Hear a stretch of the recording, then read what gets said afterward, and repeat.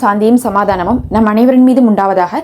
எல்லா புகழும் இறைவன் ஒருவனுக்கு. நம்ம தொடர்ந்து நிலவரங்களை பார்த்துட்டு இருக்கோம். இப்போ வந்திருக்கக்கூடிய சில முக்கியமான தகவலை ஒரு தொகுப்பாக பார்க்கலாம். அதுலேயே முதல் விஷயமே பார்த்துட்டிங்கன்னா, நம்ம இஸ்ரேலுடைய பரந்த மனப்பான்மையை பற்றி பேசியே ஆகணும். ஏன்னா இந்த போர் ஆரம்பிச்சதுலேருந்து எத்தனையோ ட்ரக்குகள் வெளியே இருக்குது. அந்த ட்ரக்குகளை உள்ளே விடாமல் காசா மக்களுக்கு தேவையான அடிப்படை உதவி கூட இல்லாமல் வச்சுட்ருக்காங்க. ஆனால் அவங்க பார்த்தீங்கன்னா இப்போ சமீப காலமாக காசா ட்ரஸ்ட் அப்படின்னு சொல்லக்கூடிய ஒரு அமைப்பு பேரில் என்ன பண்ணிட்டு இருக்காங்கன்னா, காசா மக்களுக்கு நாங்கள் உணவு கொடுத்துட்ருக்கோம்னு சொல்லிட்டு இஸ்ரேலும் அமெரிக்காவும் வேஷம் போட்டுட்ருக்காங்க.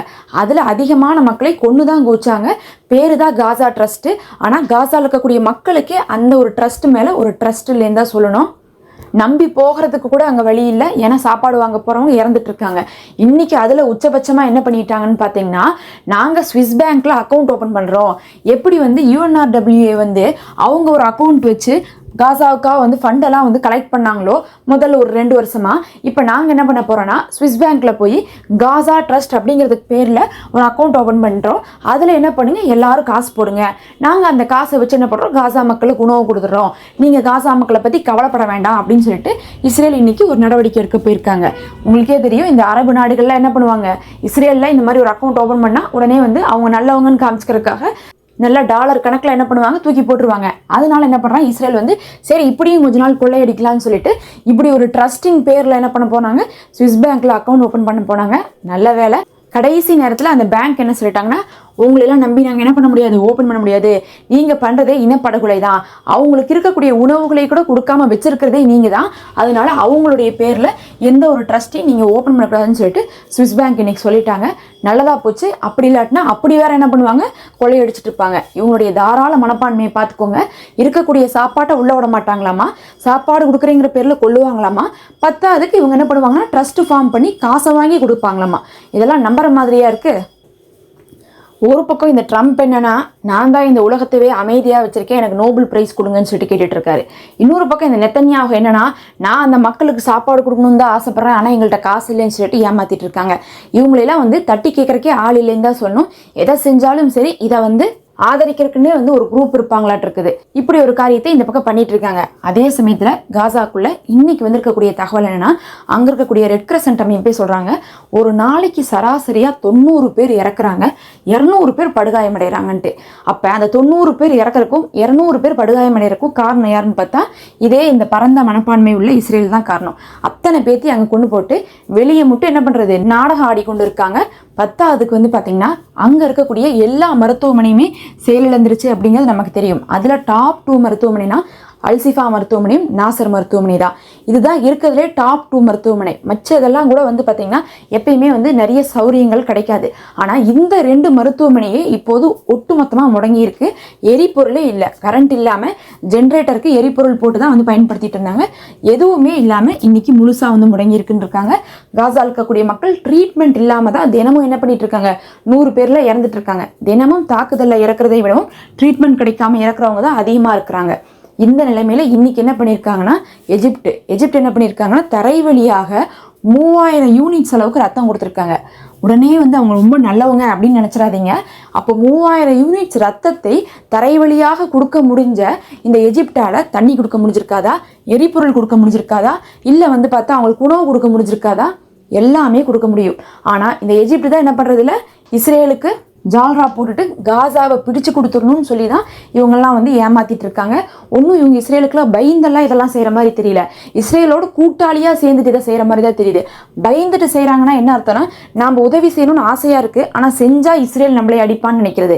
ஆனால் அப்படி தெரியல. இவங்க என்னன்னா, நம்மளால செய்ய முடியும், இஸ்ரேலும் ஒன்றெல்லாம் சொல்ல மாட்டான், நாம் சொல்லிட்டா கேட்டுப்பான், ஆனாலும் இவங்களுக்கு எதுக்கு நாம் செய்யணும் அப்படிங்கக்கூடிய எண்ணத்தில் தான் இந்த எஜிப்ட் இருக்கிற மாதிரி தெரியுது.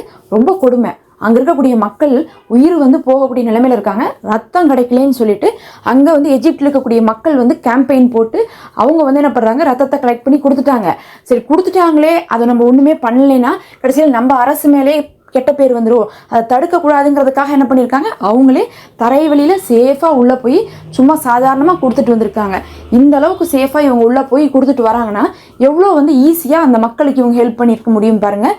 எல்லாமே அவங்களுடைய பார்டர் பகுதியில் தான் அத்தனை ட்ரக்குகளும் இருந்துகிட்ருக்கு. எல்லாமே இருந்தும் தான் அவங்களாம் கை கட்டி வேடிக்கை பார்த்து கொண்டு இருக்கிறாங்க. இதுக்கெல்லாம் நிச்சயமாக இறைவனிடத்தில் கண்டிப்பாக இவங்கெல்லாம் வந்து பதில் சொல்லியே ஆகணும். அப்துல் ஃபத்தா சிசி போன்றவர்கள்லாம் வந்து இந்த காசாவுடைய விஷயத்தில் இவ்வளோ நடக்கிறதுக்கு ஒரு காரணமாக இருந்துட்டு இருக்காங்கன்னு தான் நம்ம சொல்லணும். அப்படியே நம்ம இங்கிருந்து விட்டுட்டு நம்ம தாக்குதல் என்ன நடந்திருக்குன்னு பார்க்கலாம். 2வது முறையாக இன்னைக்கு வந்து அவங்களுடைய இராணுவ தணிக்கையை வந்து ரொம்ப வந்து கடுமைப்படுத்தியிருக்காங்க. அதாவது இந்த இராணுவ தணிக்கை எப்போ பண்ணாங்கன்னு பார்த்தீங்கன்னா, இந்த ஈரான் போர் 12 நாள் நடந்துச்சு பாருங்க. அப்போ ஈரான் ஆரம்பத்தில் போர் செய்யும் போது பேசாமல் இருந்தவங்க அதுக்கப்புறம் என்ன பண்ணாங்கன்னா, ஒரு 3வது நாளில் வரும்போது என்ன பண்ண ஆரம்பிச்சிட்டாங்கன்னா, அவங்க காமேனி அவர்களுடைய பேரில் இருக்கக்கூடிய ஏவுகணையெல்லாம் வந்து வீச ஆரம்பித்தாங்க. அப்போ வந்து பார்த்தீங்கன்னா அவங்களாலே சமாளிக்க முடியல. இஸ்ரேலில் வந்து நகரங்கள் எல்லாம் அழிய ஆரம்பிச்சிருச்சு. அப்போ என்ன பண்ணாங்கன்னா, தணிக்கை செய்கிறதுக்காக வந்து ஒரு ஸ்ட்ரிக்டான லா போட்டாங்க. இங்கேருந்து செய்தி வெளியே போனால் நீங்கள் தேச துரோகி, வாழ்நாள் முழுவதும் ஜெயிலில் தான் இருக்கணும்னு சொல்லிட்டு அப்படி ஒரு தணிக்கையை அந்த சமயத்தில் போட்டிருந்தாங்க. இப்போ 2வது தணிக்கையை நேற்றுலேருந்து இன்னைக்கு போட்டிருக்காங்க. எதுக்காக அப்படி போட்டிருக்காங்கன்னு பார்த்தீங்கன்னா, ஈரான்கிட்ட கூட வந்து பேலஸ்டிக்லாம் இருந்துச்சு, அவங்க தாக்குனாங்க. சரி, காசாவில் என்ன இருந்துச்சு, எதுக்கு அப்படி ஒரு தணிக்கைன்னு பார்க்கும்போது தான் தெரியுது. நேற்று கான்யூனிஸில் 2 பகுதி அப்படின்னு சொல்லிட்டு பார்த்தீங்கன்னா, கான்யூனிஸ் வந்து ரொம்பவே ஒரு பெரிய நிலப்பரப்பை சேர்ந்த ஒரு பகுதியாக இருக்கும். அதில் வந்து பார்த்தீங்கன்னா 2 முகணைகள்லையுமே என்ன பண்ணியிருக்காங்க, காசாவுடைய போராளிகள் சிறப்பு படைகளை களமிறக்கியிருக்காங்க. அந்த சமயத்தில் அங்கே வந்த படைகளை நோக்கி முதல்ல தாக்குதல் நடத்தியிருக்காங்க.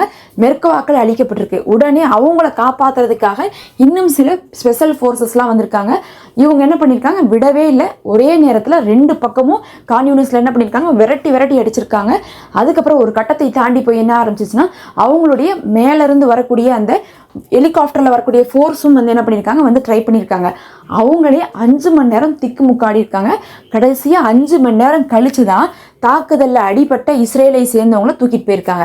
அது நாம் வந்து அடிபட்டோன்னு சொல்கிறோம், அங்கே நிறைய பேர் உயிரிழந்திருக்காங்க. உயிரிழக்காட்டினா இவங்க தணிக்கையே செய்ய மாட்டாங்க. இப்போ வந்து பார்க்கும்போது இந்த செய்தி வெளியே வரும்போது மட்டுமே வந்து நேற்று இரவு, அதாவது வெள்ளிக்கிழமை இரவு வரையும் வந்து பார்த்திங்கன்னா 3 ஹெலிகாப்டர் வந்து தூக்கிட்டு போச்சு அப்படிங்கக்கூடிய தகவல் வந்துச்சு.